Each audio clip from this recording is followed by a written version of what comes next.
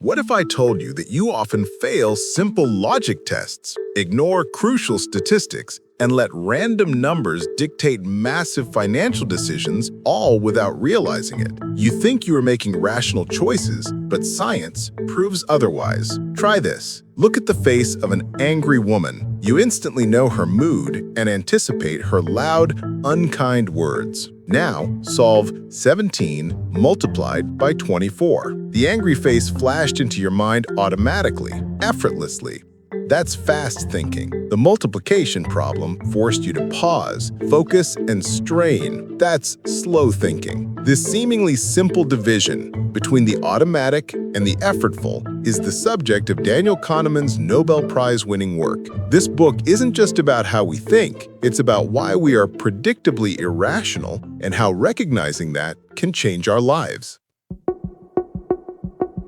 Kahneman and his late colleague Amos Tversky set out to create a richer, more precise vocabulary for diagnosing predictable, systematic errors, what they call biases, in judgment and choice. The framework they developed introduces two fictitious agents who drive our mental life: System 1 and System 2. System 1 is the effortless marvel. It operates automatically and quickly.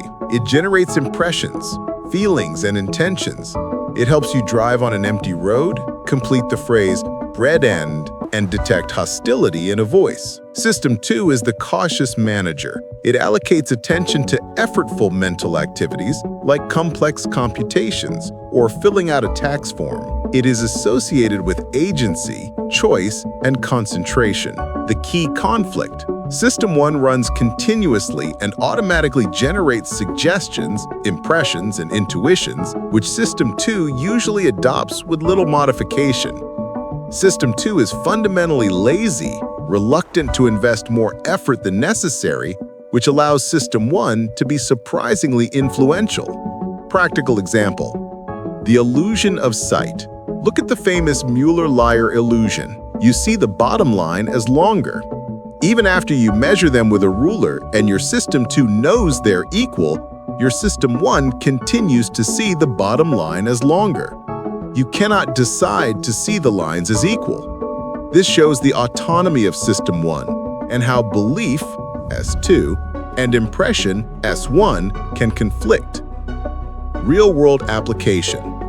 This conflict is why people often fail the bat and ball puzzle, costing 5 cents, not 10 cents. System 1 jumps to the easy, intuitive answer of 10 cents, and the lazy System 2 fails to check the math, illustrating a failure of self-control.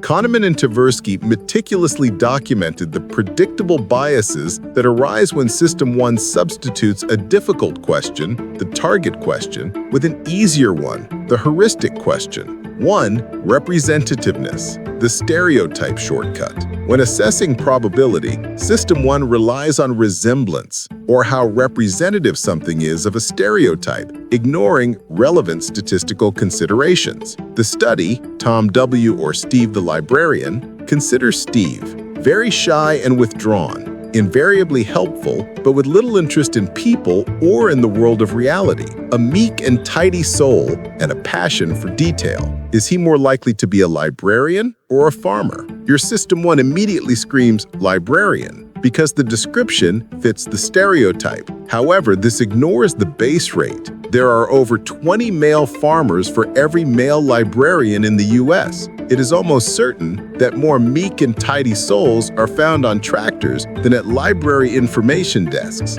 Lesson learned: prediction by representativeness is not statistically optimal. When the evidence is weak, or when evaluating rare events, you must anchor your judgment on a plausible base rate. 2. Availability, the ease of retrieval. We judge the frequency of a class or the probability of an event by the ease with which instances come to mind. The study, the letter K. Is the letter K more likely to appear as the first letter in a word or as the third letter in a word? Most people guess the first position, simply because it is much easier to retrieve words starting with K. In reality, K is more frequent as the third letter. Real-world application. Media coverage warps our estimates of risk. Gruesome images of rare events, endlessly repeated, cause the public to be on edge. This fuels an availability cascade where a minor issue is inflated by the media and public opinion until it fills our attention and drives poor policy decisions.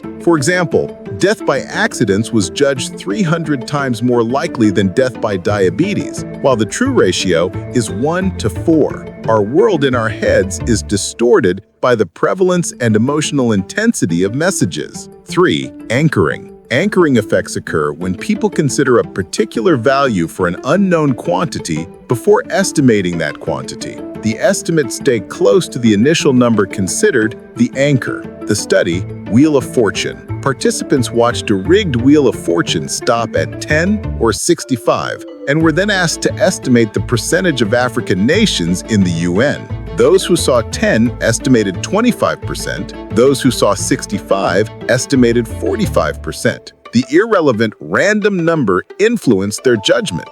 Practical application.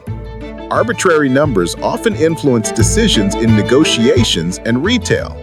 Even experts, like real estate professionals or judges deciding sentences, are susceptible to anchors, often denying the influence while remaining biased. The pursuit of accuracy. System 1 excels at creating a coherent story from the information available, what Kahneman calls WYSIAT. What you see is all there is. WYSIAT suppresses doubt and ambiguity, leading to excessive confidence even when evidence is scarce or poor. The illusions of hindsight and skill. We constantly construct narratives of the past that make sense, exaggerating the role of skill and intentions while underestimating luck. This is the narrative fallacy. The cost of hindsight. The illusion that we understand the past feeds the further illusion that we can predict the future. Pundits and financial experts, despite vast knowledge, often perform worse than chance at long-term forecasting. This is because high subjective confidence reflects the coherence of the story they tell, not the accuracy of the prediction. The illusion of skill. The performance of mutual fund managers is primarily determined by luck, but they maintain an unshakable faith in their predictive ability, supported by their professional culture and the illusion of understanding. 2. Practical remedies, algorithms, and the outside view. When the environment is irregular and feedback is poor, intuition often fails. Kahneman suggests 2 powerful remedies: formulas and algorithms. Decades of research show that simple statistical formulas almost always outperform the subjective impressions of trained professionals in low-validity environments, like predicting parole violations, job success, or medical diagnosis. Formulas win because they are perfectly consistent and avoid the human tendency to be clever or influenced by spurious information. The broken leg rule exception only applies to extremely rare, decisive events. Real-world example. Virginia Apgar's simple scoring system saved countless infant lives by replacing subjective clinical judgment with a standardized, consistent formula. The outside view, reference class forecasting. When planning a major project, we instinctively take the inside view, focusing on our specific resources and immediate plan, and often falling for the planning fallacy, assuming a best-case scenario and neglecting unknown unknowns. The solution is to use the outside view. Identify an appropriate reference class, example, other similar projects or companies. Obtain the base rate statistics of that class, example, typical costs, time overruns, or failure rate. Adjust your prediction based on those statistics. Real-world example. Kahneman's own curriculum project was estimated to take 2 years, inside view. But when comparing it to the reference class, other curriculum teams, the baseline forecast jumped to 7 to 10 years and a high failure rate. It ultimately took 8 years. The pre-mortem. Before committing to a big decision, gather knowledgeable individuals and tell them, imagine that we are a year into the future. We implemented the plan. The outcome was a disaster. Write a brief history of that disaster. This overcomes groupthink and unleashes imagination about potential threats. 1. Prospect theory and loss aversion. Kahneman and Tversky developed prospect theory to explain how humans make decisions under risk, in stark contrast to the perfectly rational econs. 3 features define human choice evaluation. Reference dependence. Outcomes are evaluated relative to a neutral reference point, usually the status quo or an expectation, not absolute wealth. Diminishing sensitivity. The subjective difference between $100 and $200 is much greater than between $900 and $1,000. This applies to both gains and losses. Loss aversion. Losses loom larger than corresponding gains. For most people, the fear of losing $100 is more intense than the hope of gaining $150 in a gamble. The typical loss aversion ratio is about 2 to 1. The endowment effect. Loss aversion explains why we value things we own, endowment, more than things we don't. Sellers often demand twice as much for an item as buyers are willing to pay for it. 2. The power of framing. Framing effects are unjustified influences of formulation on beliefs and preferences. Logically equivalent statements can evoke different reactions because System 1 is not reality-bound. It responds to the words and associations. The study.